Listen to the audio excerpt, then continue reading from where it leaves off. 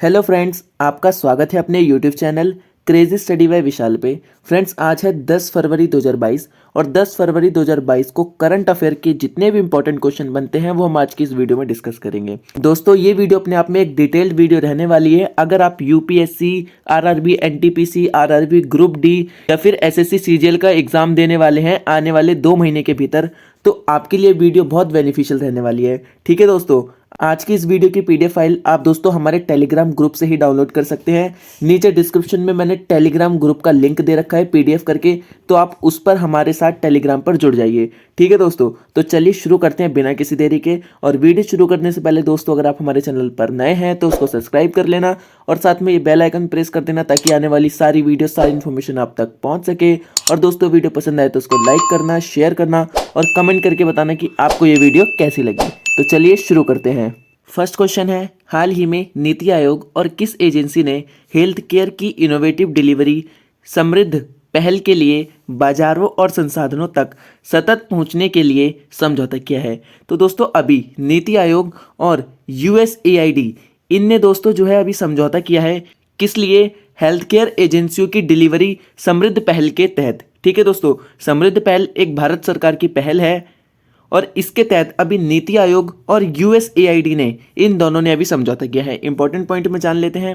हाल ही में अटल innovation mission M और नीति आयोग और US agency for international development, जिसको यूएसएआईडी कहते हैं, ने हेल्थ केयर की इनोवेटिव डिलीवरी समृद्ध पहल के लिए बाजारों और संसाधनों तक सतत पहुंच के तहत एक नई साझेदारी की घोषणा की है। ठीक है दोस्तों, इसका उद्देश्य है टीयर 2 और टीयर 3 शहरों और ग्रामीण और आदिवासी क्षेत्रों में कमजोर आबादी के लिए सस्ती और गुणवत्ता स्वास्थ्यपूर्वक सेवाएं पहुंचाना है। ठीक है, अब दोस्तों इसमें समृद्ध की बात की गई है। समृद्ध की फुल फॉर्म क्या होगी? Sustainable access to markets and resources for innovative delivery of health care. ठीक है, तो समृद्ध की जो फुल फॉर्म है ये आपको याद रखनी है। ठीक है, अब बात इसमें नीति आयोग की गई है, तो नीति आयोग की फुल फॉर्म है national institute for transforming India.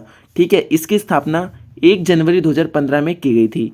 इसका मुख्यालय नई दिल्ली में है और नीति आयोग के अध्यक्ष दोस्तों वर्तमान के प्रधानमंत्री नरेंद्र मोदी हैं, नीति आयोग के अध्यक्ष। ठीक है, पहले दोस्तों ये नीति आयोग जो है ये योजना आयोग के नाम से जाना जाता था, लेकिन 1 जनवरी 2015 में योजना आयोग को हटाकर इसका नाम नीति आयोग किया गया। ठीक है दोस्तों, वर्तमान में नीति आयोग के उपाध्यक्ष राजीव कुमार हैं और इसके सीईओ अमिताभ कांत हैं। ठीक है, तो इतना आपको याद रखना है नीति आयोग से।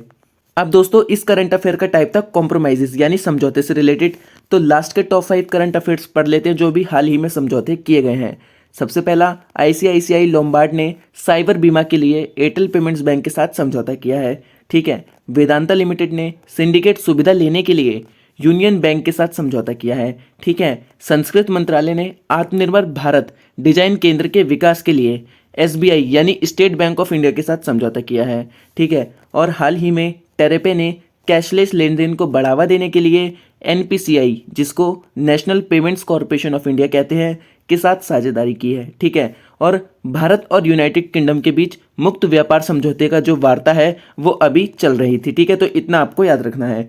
नेक्स्ट क्वेश्चन है, हाल ही में कौन विक्रम साराभाई अंतरिक्ष केंद्र यानी वीएसएससी के नए निदेशक बन गए हैं? तो अभी डॉक्टर एस उन्नी कृष्णन नायर विक्रम साराभाई अंतरिक्ष केंद्र के जो है नए निदेशक यानी डायरेक्टर बन गए हैं। ठीक है, तो ये काफ़ी इंपॉर्टेंट है, ये आपको याद रखना है। इंपॉर्टेंट पॉइंट में देखते हैं, वैज्ञानिक और प्रक्षेपण यान विशेषज्ञ डॉक्टर उन्नी कृष्णन नायर ने विक्रम साराभाई अंतरिक्ष केंद्र के निदेशक के रूप में कार्यभार संभाला है। वीएसएससी भारतीय अंतरिक्ष अनुसंधान संगठन इसरो का एक प्रमुख स्थान अनुसंधान केंद्र है। ठीक है दोस्तों, तो ये जो वीएसएस यानी विक्रम साराभाई अंतरिक्ष केंद्र है ये इसरो की ही दोस्तों एक ब्रांच है। ठीक है, तो इतना आपको याद रखना है। अब विक्रम साराभाई अंतरिक्ष केंद्र की स्थापना ये 21 नवंबर 1963 में की गई थी। ठीक है, और ये जो विक्रम साराभाई अंतरिक्ष केंद्र है इसका मूल संगठन दोस्तों ये इसरो का है। और दोस्तों इसका जो मुख्यालय है विक्रम साराभाई अंतरिक्ष केंद्र का ये तिरुवनंतपुरम केरल राज्य में स्थित है। ठीक है, तो इतना आपको याद रखना है। अब इस क्वेश्चन की टाइप दोस्तों न्यू प्लेसमेंट यानी नई भर्ती से रिलेटेड था, तो लास्ट के टॉप 5 करंट अफेयर्स पढ़ लेते हैं कि लास्ट में किन किन लोगों को नियुक्त किया गया है। तो सबसे पहले पोस्को के सीएमडी नियुक्त किए गए हैं एस आर नरसिम्हन को। ठीक है, उसके बाद एनसीईआरटी के निर्देशक डायरेक्टर बनाए गए हैं दिनेश प्रसाद सकलानी को। ठीक है, उसके बाद यूजीसी के अध्यक्ष एम जगदीश कुमार को नियुक्त किया गया है।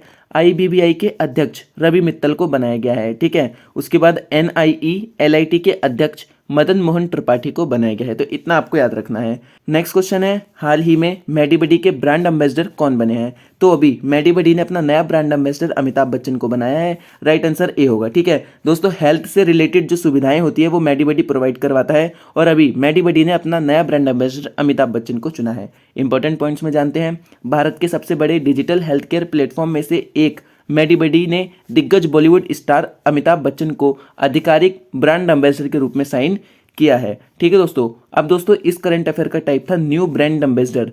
ठीक है, तो लास्ट के टॉप 5 करंट अफेयर्स पढ़ लेते हैं कि किन किन कंपनियों ने अपना नया ब्रांड एम्बेसडर ढूंढा है। सबसे पहला बाटा इंडिया ने दिशा पटानी को अपना नया ब्रांड एम्बेसडर नियुक्त किया है।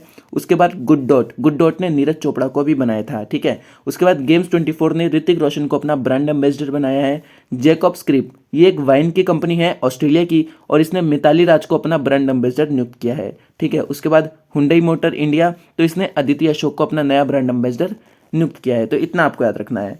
नेक्स्ट क्वेश्चन है, हाल ही में भारत सरकार ने PMKSY को 4600 करोड़ रुपए के आवंटन के साथ कब तक के लिए बढ़ा दिया है? तो अभी प्रधानमंत्री किसान संपदा योजना को प्रधानमंत्री ने मार्च 2026 तक के लिए 4600 करोड़ रुपए के आवंटन के साथ बढ़ा दिया है। यानी दोस्तों ये योजना जो अभी खत्म होने वाली थी, अब ये मार्च 2026 में जाके खत्म होगी और इसके लिए बजट में दोस्तों 4600 करोड़ रुपए का आवंटन दिया गया है। तो ये आपको याद रखना है। इंपॉर्टेंट पॉइंट में देखते हैं, 4600 करोड़ रुपए के आवंटन के साथ प्रधानमंत्री किसान संपदा योजना को मार्च 2026 तक बढ़ा दिया गया है। यह योजना खाद्य प्रसंस्करण उद्योग मंत्रालय द्वारा प्रशासित है। इस योजना का उद्देश्य खाद्य प्रसंस्करण क्षेत्र के समग्र विकास और उन्नति के लिए है। इस योजना की शुरुआत अगस्त 2017 में की गई थी। ठीक है दोस्तों, अब इस क्वेश्चन का टाइप था दोस्तों रिसेंट स्कीम से रिलेटेड। तो लास्ट की टॉप 5 रिसेंट स्कीम पढ़ लेते हैं जो अभी आई हैं। सबसे पहला राजीव गांधी ग्रामीण भूविहीन कृषि मजदूर योजना, ये छत्तीसगढ़ राज्य ने शुरू की है। उसके बाद भारत और आसियान ने डिजिटल कार्य योजना 2022 को शुरू किया है। ठीक है, उसके बाद प्लेटिना फिक्स्ड डिपॉजिट योजना, ये उज्जीवन स्मॉल फाइनेंस बैंक ने शुरू की है। उसके बाद आयुष मंत्रालय ने वैश्विक सूर्य नमस्कार कार्यक्रम शुरू किया है और आंध्र प्रदेश ने दोस्तों जगन्नाथ स्मार्ट टाउनशिप योजना शुरू की है जो कि भूमि से रिलेटेड है। ठीक है, तो इतना आपको इस क्वेश्चन से याद रखना है। नेक्स्ट क्वेश्चन है, हाल ही में किस राज्य ने स्वच्छ ऊर्जा तकनीक विकसित करने के लिए सोशल अल्फा के साथ समझौते ज्ञापन पर हस्ताक्षर किए हैं? तो अभी केरल ने स्वच्छ ऊर्जा तकनीक को विकसित करने के लिए सोशल अल्फा के साथ समझौता किया है। ठीक है दोस्तों, ये आपको याद रखना है। इंपॉर्टेंट पॉइंट में देखते हैं, केरल सरकार ने केरल में अभिनव और स्वच्छ ऊर्जा प्रौद्योगिकी कार्यक्रम का समर्थन करने के लिए सोशल अल्फा की एनर्जी लैब के clean energy international incubation centre के साथ समझौता किया है। ठीक है, केरल सरकार ने केरल विकास और नवाचार रणनीति परिषद और ऊर्जा प्रबंधन केंद्र के माध्यम से इस समझौते पर हस्ताक्षर किया है। तो इतना आपको याद रखना है। बात केरल की है तो केरल की राजधानी तिरुवनंतपुरम है। इसकी स्थापना 1 नवंबर 1956 में की गई थी। वर्तमान में यहाँ के मुख्यमंत्री पिनाराई विजयन हैं और यहाँ के राज्यपाल आरिफ मोहम्मद खान हैं। तो इतना आपको याद रखना है। नेक्स्ट क्वेश्चन है, हाल ही में किस राज्य में कंचोत महोत्सव मनाया गया है? तो अभी कंचोत महोत्सव ये जम्मू और कश्मीर में मनाया गया है और ये 3 दिवसीय महोत्सव होता है। ठीक है दोस्तों, इंपॉर्टेंट पॉइंट में देखते हैं, माघ महीने के शुक्ल पक्ष के दौरान जो आमतौर पर जनवरी या फरवरी में पड़ता है, प्राचीन त्यौहार कंचौत मुख्य रूप से नाग अनुयायियों द्वारा मनाया जाता है। यह त्यौहार जम्मू और कश्मीर के चिनाब घाटी क्षेत्र में धार्मिक उत्साह के साथ मनाया जाता है। ठीक है दोस्तों, बात जम्मू कश्मीर की है तो इसकी राजधानी श्रीनगर है जो कि ग्रीष्मकालीन है और इसकी शीतकालीन यानी सर्दियों में इसकी राजधानी जम्मू हो जाती है। इसकी स्थापना 31 अक्टूबर 2019 में की गई थी और वर्तमान में इसके उपराज्यपाल मनोज सिम्हा हैं। ठीक है, ये आपको याद रखना है। अब इस क्वेश्चन का टाइप था इंडियन फेस्टिवल से रिलेटेड। तो लास्ट के टॉप 5 करंट अफेयर्स पढ़ लेते हैं फेस्टिवल्स से रिलेटेड। सबसे पहला वसंत महोत्सव, ये चीन में मनाया गया है। ठीक है, उसके बाद जल्लीकट्टू, ये तमिलनाडु में मनाया गया है। उसके बाद कचाई लेमन फेस्टिवल, ये मणिपुर राज्य में मनाया गया है। ठीक है, उसके बाद नॉर्थ ईस्ट फेस्टिवल, ये गुवाहाटी में मनाया गया है और लोसांग महोत्सव ये सिक्किम में मनाया गया है। तो इतने फेस्टिवल आपको याद रखने हैं। ठीक है, नेक्स्ट क्वेश्चन है, हाल ही में किसने वित्तीय साक्षरता सप्ताह मनाने की घोषणा की है? तो अभी आरबीआई ने, रिजर्व बैंक ऑफ इंडिया ने वित्तीय साक्षरता सप्ताह मनाने की घोषणा की है। ठीक है, तो ये काफ़ी इंपॉर्टेंट है, ये आपको याद रखना है। इंपॉर्टेंट पॉइंट्स में देखते हैं। भारतीय रिजर्व बैंक ने 14 से 18 फरवरी 2022 को वित्तीय साक्षरता सप्ताह 2022 के रूप में मनाने के लिए कहा है। ठीक है, भारतीय रिजर्व बैंक देश भर में एक विशेष विषय पर वित्तीय शिक्षा संदेशों का प्रचार करने के लिए 2016 से हर साल वित्तीय साक्षरता सप्ताह यानी फाइनेंशियल लिटरेसी वीक आयोजित कर रहा है। ठीक है, इस बार की थीम याद रखनी है। इस बार की वित्तीय साक्षरता सप्ताह 2022 की थीम है गो डिजिटल गो सिक्योर। कौन सी है? गो डिजिटल गो सिक्योर इसकी थीम है, तो ये आपको याद रखना है। ठीक है दोस्तों, अब इस क्वेश्चन का टाइप दोस्तों इंपॉर्टेंट डेज से रिलेटेड था, तो लास्ट के टॉप 5 करंट अफेयर पढ़ लेते हैं कि भारत में कौन कौन से दिवस मनाए गए हैं। सबसे पहला विश्व न्यूटेला दिवस, ये 5 फरवरी को मनाया गया था। ठीक है, उसके बाद विश्व कैंसर दिवस, ये 4 फरवरी को मनाया गया था और इसकी थीम थी क्लोज द केयर गैप। ठीक है, उसके बाद अंतर्राष्ट्रीय मानव बंधुत्व दिवस, ये 4 फरवरी को मनाया गया था। ठीक है, उसके बाद विश्व आर्द्रभूमि दिवस, ये 2 फरवरी को मनाया गया था और इसकी थीम थी wetlands action for people and nature, तो इसकी थीम याद रखनी है। नेक्स्ट था भारतीय तटरक्षक बल का स्थापना दिवस मनाया गया है, ये 1 फरवरी को मनाया गया है। इंडियन कोस्ट गार्ड का स्थापना दिवस 1 फरवरी को मनाया जाता है। ठीक है दोस्तों, नेक्स्ट क्वेश्चन है, हाल ही में किसने मानव तस्करी पर अंकुश लगाने के लिए एक राष्ट्रव्यापी कार्यक्रम AAHT ऑपरेशन शुरू किया है? तो अभी आरपीएफ ने, रेलवे प्रोटेक्शन फोर्स ने दोस्तों ये AAHT ऑपरेशन शुरू किया है। किस लिए? मानव तस्करी पर अंकुश लगाने के लिए। ठीक है दोस्तों, जो ह्यूमन ट्रैफिकिंग होती है, लोगों को अगवा करके एक जगह से दूसरी जगह ले जाकर बेच देना, तो वही उसी को रोकने के लिए दोस्तों आरपीएफ ने ये जो है ये कार्यक्रम शुरू किया है। ठीक है, इंपॉर्टेंट पॉइंट में देखते हैं, भारतीय रेलवे सुरक्षा बल ने मानव तस्करी को रोकने के लिए एक राष्ट्रव्यापी अभियान शुरू किया है जिसे ऑपरेशन AAHT कहते हैं।